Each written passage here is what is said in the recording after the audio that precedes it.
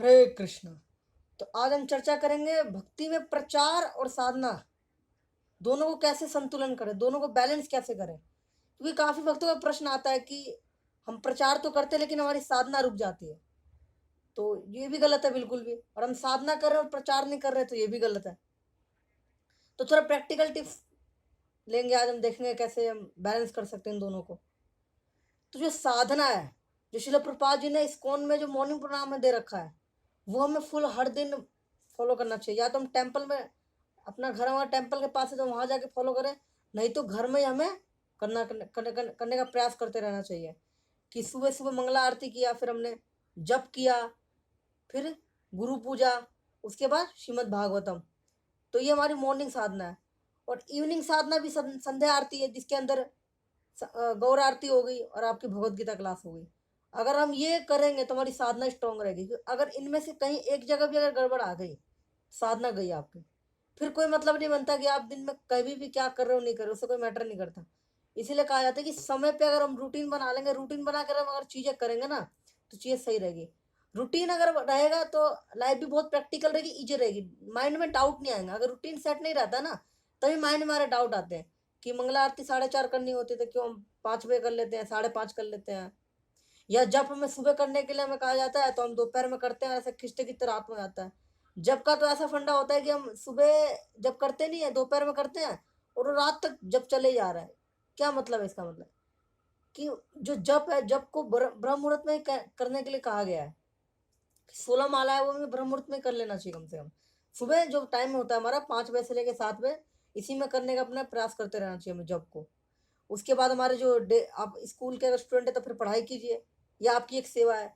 कोई गृहस्थ है तो अपने ऑफिस जाएंगे, या कोई ब्रह्मचारी से तो अपने टेम्पल में अपना देखेंगे जो उनकी सेवा दी गई है। इस तरीके से अगर चीज़ें करेंगे तो बैलेंस रहेगा चीज़ों का। और अगर हम ऐसा नहीं करेंगे तो बिल्कुल शेड्यूल अपना गड़बड़ हो जाएगा, तो चीज़ें बहुत खराब हो जाएगी। और रही बात प्रचार की, तो भक्ति में प्रचार तो बहुत महत्वपूर्ण है। श्रील प्रभुपाद जी कहते हैं प्रीचिंग इज इसेंस, जो प्रचार ही सार है। हमने सारी साधना कर ली, सारे ग्रंथ पढ़ ली, सारी फिलॉसफी जान ली, लेकिन अगर हमने उसका प्रचार नहीं किया, लोगों को जागरूक नहीं किया इस चीज़ को लेके, भक्ति के बारे में लोगों को नहीं बताया, तो कोई लाभ नहीं हुआ सब चीज़ें करने का। तो आखिर हम, अगर हम कनिष्ठ अधिकारी, नए नए जो भक्त होते हैं कनिष्ठ अधिकारी के स्तर पे होते हैं, तो उन्हें कहा जाता है कि पहले साधना करो, कम से कम मध्यम अधिकारी के स्तर तक आओ।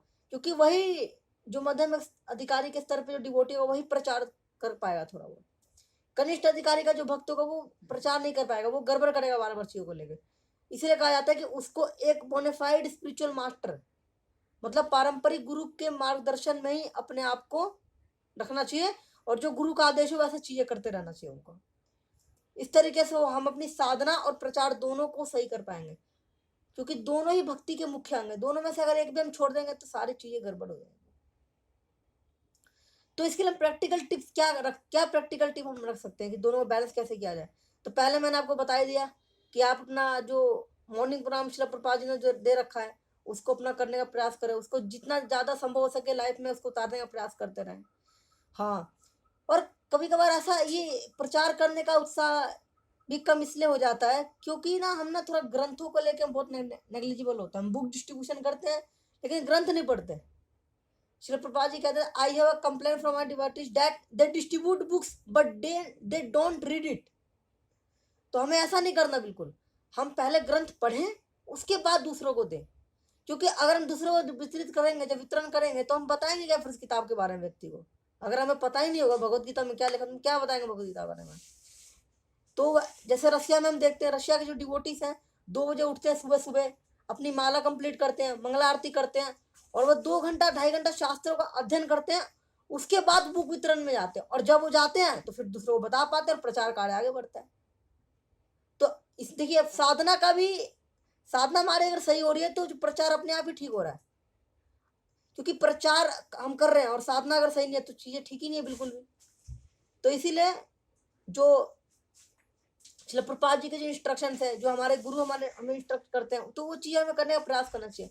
हमें मनोकल्पना करके चीज़ों को खराब नहीं करना चाहिए। इससे हम अपना समय भी व्यर्थ करेंगे, और जिसके अंडर हम, जिनके गाइडेंस में है हम, उनका भी समय व्यर्थ करेंगे।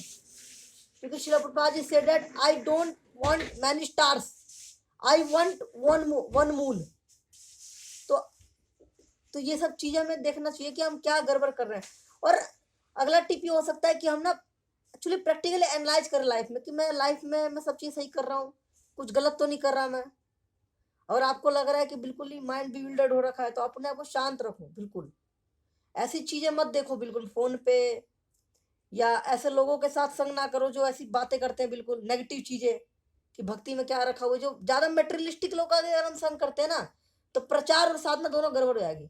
मान लो आप एक बिजनेसमैन है, या मान लो स्टॉक मार्केट में काम करते हैं, तो आपके माइंड में 24 घंटा चलता रहेगा कि अरे उसका शेयर कितना बढ़ा नहीं बढ़ा, है ना। और अगर आप भौतिकवादी लोग अगर संग करेंगे ना, तो आप गए, खत्म, फिनिश। क्योंकि इसमें यह है कि साधना के लिए भी है कि आपका रूटीन तो बढ़िया होना ही चाहिए। आप एक बोनाफाइड स्पिरिचुअल मास्टर के अंडर अगर चीज़ों अगर फॉलो करें तो वो भी ठीक है, लेकिन ना इंपॉर्टेंट चीज़ ये आती है कि हमारा जो डाइट है, हाँ आहार है, आहार भी हमारा सही होना चाहिए। क्योंकि आहार शुद्ध, सत्व शुद्ध। आहार अगर शुद्ध होगा तभी हमारे मन से शुद्ध विचार निकलेंगे। हमने पढ़ ली सब चीज़ें, और लाइफ में अगर अप्लाई नहीं कर रहे हम चीज़ों, तो फायदा नहीं ना चाहिए होगा। इसलिए कहते हैं कि जो आहार है वो भी शुद्ध होना चाहिए। शुद्ध कैसे होगा? बिना प्याज लहसुन का चीज़ें जो है, भगवान को सिंपल खाना, भगवान को पहले भोग लगाएं और उस भोग को प्रसाद के रूप में ग्रहण करें। तो अगर हम ऐसा करेंगे तो हमारा मन शुद्ध होगा। मन शुद्ध होगा तो फिर कोई कार्य करने का, शुद्ध कार्य करने का मन करेगा। क्योंकि भक्ति जो है ना सत्वगुण में की जा सकती है। We cannot do it in passion and ignorance.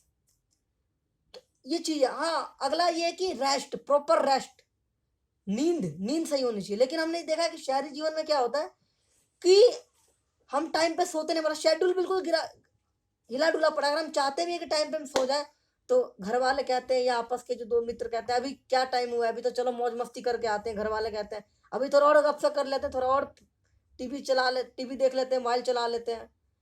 तो इस कंडीशन में हमें थोड़ी एक्टिंग करनी पड़ेगी कि जैसे उनके लोग, ऐसे लोग के बीच में अगर बैठे हैं तो अपने आप को बिल्कुल ऐसा हम रिएक्ट करें, बिल्कुल उबासी लेने लगे, ताकि उनको लगे कि हाँ भाई इसको तो अब नींद की जरूरत है।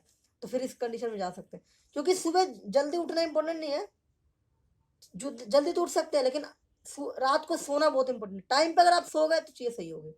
इसीलिए अगर ये कुछ प्रैक्टिकल टिप्स है, और भी टिप्स हो सकते हैं। आप और नेट पे बहुत सारी चीज़ें उपलब्ध है, तो आप और भी ढूंढ सकते हैं। ये कुछ प्रैक्टिकल टिप्स अगर आप ये करेंगे तो आपका प्रचार साधना दोनों अच्छा होगा। हरे कृष्णा दोस्तों, शिला प्रपाद की जय।